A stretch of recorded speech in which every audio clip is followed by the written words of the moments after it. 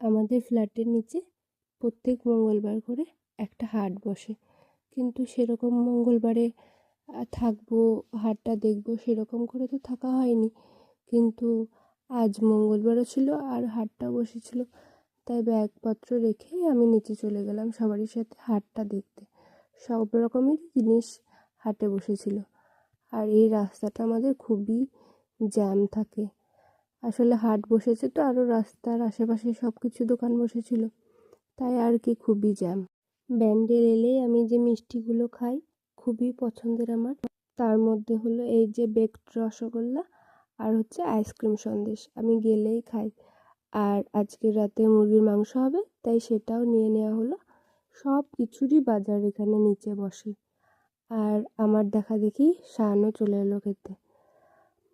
তারপরে তো ওপরে গিয়ে দেখি বাবার বন্ধু দুটো কেক পাঠিয়েছিল, ওনার বেকারির শপ আছে।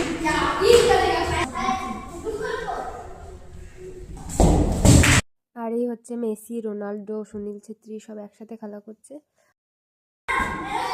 সব রকমের বয়সের ছেলে আছে আমাদের কাছে।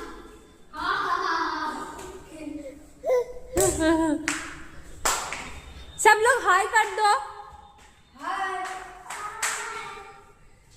जैन हाय कर दो, जैन हाय कर दो, हाय हाय कर दो।